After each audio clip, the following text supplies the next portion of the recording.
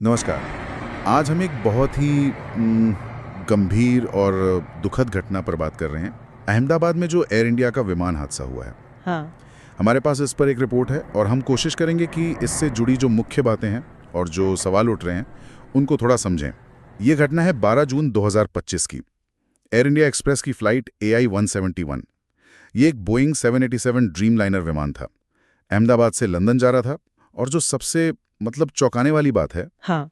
विमान ने दोपहर 1:38 पर टेक ऑफ किया हाँ। और सिर्फ 30 सेकंड के अंदर ही वो क्रैश हो गया। बस 30 सेकंड? ये तो बहुत ही अविश्वसनीय सा लगता है। हाँ, इतनी जल्दी। बिल्कुल।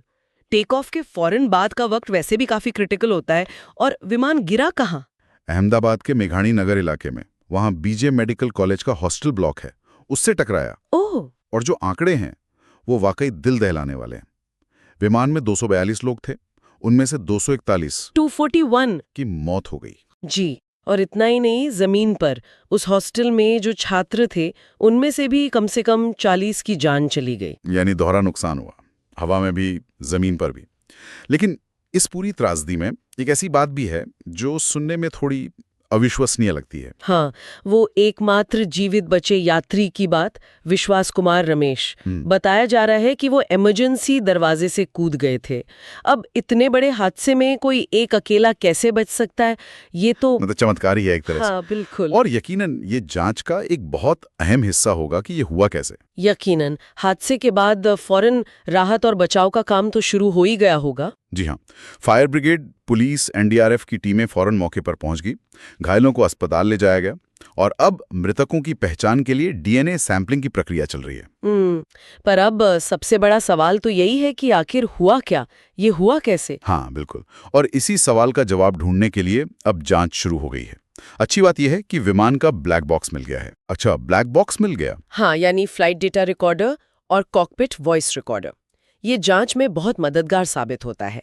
भारत की DGCA तो है ही, साथ में विमान बनाने वाली कंपनी बोइंग, अमेरिका की NTSB यानी उनकी ट्रांसपोर्ट सेफ्टी बोर्ड, और ब्रिटेन की एविएशन अथॉरिटीज भी सब मिलकर जांच कर रही हैं। इतनी सारी बड़ी एजेंसियां एक साथ लगी हैं, मामला वाकई बहुत गंभीर है।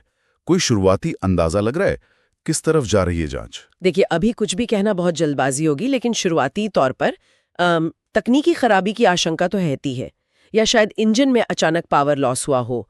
मौसम कैसा था ये भी देखा जा रहा है, पर ये सब अभी सिर्फ अंदाजे हैं। हाँ, बिल्कुल। असल सवाल तो यही है कि बोइंग 787 ड्रीम लाइनर जैसा इतना आधुनिक, इतना भरोसेमंद माना जाने वाला विमान, वो टेक ऑफ के फौरन बाद ऐसे कैसे गिर सकता है?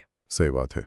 और इसका असर भी अब दिखने लगा है एविएशन सेक्टर पर। हाँ। DGCA ने एहतियात के तौर पर भारत में जितने भी बोइंग 787 ड्रीम लाइनर हैं, उनकी उड़ानों पर फिलहाल रोक लगा दी है। अच्छा, सभी 787 ग्राउंडेड हैं? हाँ, फिलहाल के लिए। कई फ्लाइट्स रद्द हुई हैं। यात्रियों में भी चिंता है, जाहिर है। एयर इंडिया ने मृतकों के परिवारों के लिए 1 करोड़ रुपए के मुआवजे का ऐलान भी किया है। जी। और राष्ट्रीय स्तर पर भी इसका गहरा शोक है। प्रधानमंत्री, राष्ट्रपति, कई नेताओं ने दुख जताया है। 14 जून को राष्ट्रीय शोक दिवस भी घोषित किया गया था।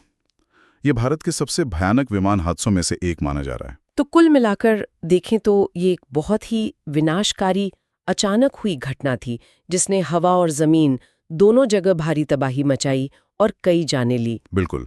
और जैसा हमने पहले भी कहा, सबसे बड़ा सवाल अब भी वही है, एक इतना मॉडर्न विमान उड़ान भरने के चंद सेकंड बाद ही क्रैश कैसे हो गया? इसका जवाब तो अब पूरी विस्तृत जांच के बाद ही सामने आएगा। और जब जांच तकनीकी या प्रक्रिया की खामियों पर फोकस करेगी, तो ये हमें सोचने पे भी मजबूर करता है कि हम इस जटिल टेक्नोलॉजी पर कितने निर्भर हैं, और जब ये फेल होती हैं तो उसके नतीजे कितने भयानक हो सकते हैं। ये सिर्फ एक हादसा नहीं, ये उस भरोसे पर भी सवाल है जो हम इन मशीनों पर करते हैं।